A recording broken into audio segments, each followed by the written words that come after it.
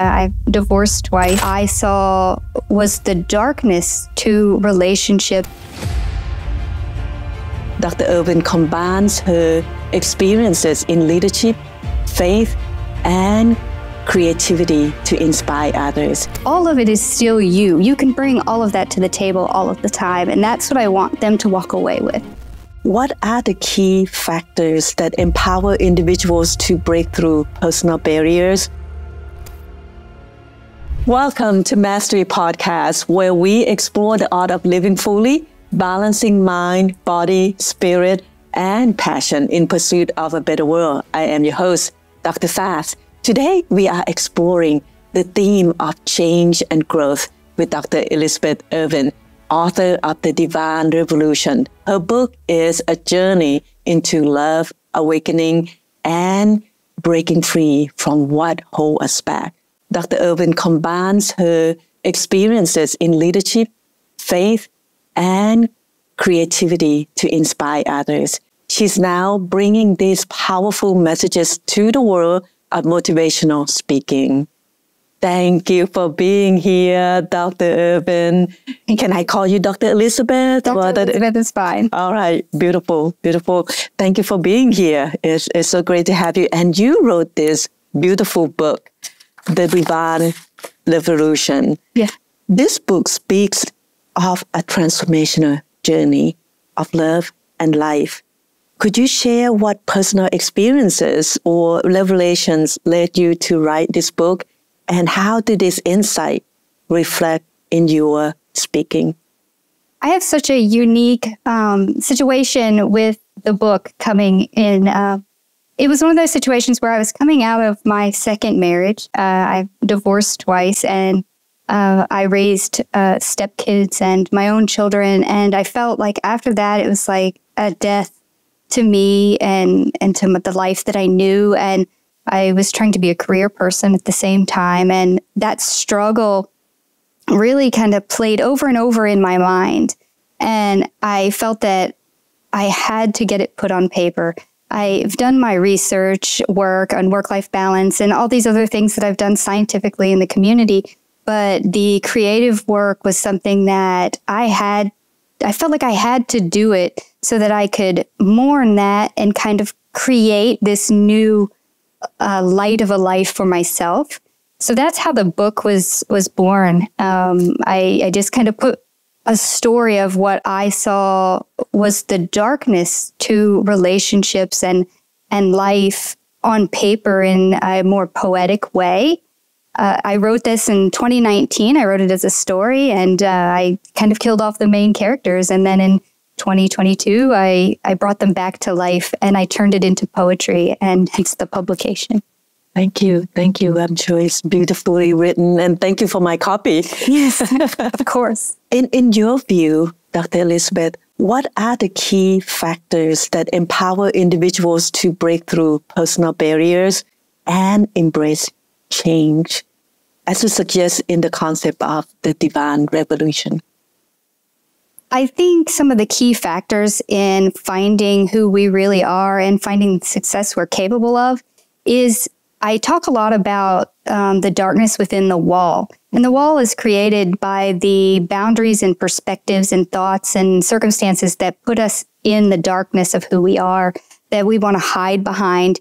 And I use this to help us discover who we really are and to break past those barriers of guilt that we shouldn't have or shame that we don't deserve to have, and go beyond what the expectations of others on us are, and to find who we are and embrace who we are so that we can walk into that light of ourselves. Yeah, beautiful, beautiful. And I know as a woman or as a career woman, you live to expectation of others, right? And then you forget who you really are, and just get lost into, okay, I should have done this, I should have been it, I need to be better, and stuff like that. And your book kind of touched a little bit on those subjects. Beautiful, thank you. And you emphasize values like creativity, morality, and relationship building. how did these values shape your approach to, I know you do some motivational speaking, right? Mm-hmm. And how do these values kind of shape those motivational speaking, and what impact do you aim to have on your audience when you do that? I want them to feel empowered. I want them to feel like they can do this. I started off in sciences and everything was so structured and there were so many rules and regulations, and I'm good with all of those things, but I really became myself when I allowed myself to be the creative person, to embrace my romantic side, my beautiful side. And then I became the better leader in those regulatory roles. I became so much more myself. And I've seen it in the teams that I've run. I've seen it in the family that I have, and all sorts of avenues. I've seen that growth, and I'd love to see that with the grand audiences. I like to share that message and let them know that everything that you are, you don't have to wear all these different hats in different places. All of it is still you. You can bring all of that to the table all of the time. And that's what I want them to walk away with. Be the authentic you, right? Mm-hmm. You can still shine. You can still be a leader. You can still make change and still bring out that inner light in you. Beautiful. Beautiful. Thank you. And as someone who has taken on various roles, and you have, you're like, if I would introduce you and do some justice, we'll be here all day long. And as someone who has all these various roles, Dr. Elizabeth, from a business leader to an author, how do you incorporate the lesson from these diverse experiences into your motivational speeches, especially in terms of transformative leadership? I use all of my different roles and attributes of myself. I see it as situations that I have been in and things that I have learned, so that there is really very few people in this world that I feel like I don't relate to. Mm-hmm. I can relate to you because of these roles. I have the answer to something that you're dealing with, or some darkness that you faced. Maybe I faced it too, because I have put myself in so many different roles in life, and I have had the blessings that even the dark blessings I've had to overcome. And that lets me relate to you in a different way. No matter where you come from or what you do, I have that to offer. And those experiences have given that to me. Yes. And I like it that you said you can relate to people through your experiences. And I know when we first start speaking to each other, we said first start connected, I could relate to you because you told me about the divorce. It's like, oh yeah, I've been divorced before. Mm-hmm. And even through speaking to you a few times after that, you're very relatable. I mean, you have this gift about you where, I think people just feel comfortable around you. You're like the supporter, and you lift people up. And I really like that about you, Dr. Elizabeth. That's what I want. I want others to see where I've come from and see me now and think that's not impossible. Mm-hmm. I can become that. This isn't unrealistic. This is a life I can create for myself. And I just need the right guidance or someone to say, hey, look where I've come from. Look what I do now. You can do this. And here are some tools that help you through that. Right. Great. And Dr. Elizabeth, considering your journey and the theme of the Divine Revolution, your book right here, what message would you like to share with aspiring leaders and change makers who are looking to make a significant impact in their field? I would want them to embrace themselves. Mm-hmm. And self-preservation, I think, is critical in that. Having those boundaries and limitations within yourself to know when to say no and to know when to embrace your faith and to not be afraid to just be you in every way that you need to be. Don't fit into that box. Be who you are, because that relates to somebody. You don't know who that's going to be related to, but it's for someone, and you need to be that, and you need someone to help you become that. And I don't think that self-sacrifice and those things put us in the right places. We think that we should make a sacrifice to be better for others. You know, we have to always be that servant, but no, we have to transform. We have to find our own power first. You know, our oxygen mask goes on first, or we can't help somebody else. So I want people to really value themselves first so that they can be that light in someone else's darkness. I don't always have to be that light. Maybe not everyone is going to find something from me, but I want the people in my audience to see what I've done, and then I want them to go out and do that for others. Beautiful. Thank you for that. And you've been through some dark times, and you come out okay. And that's what you want to inspire in other people, right?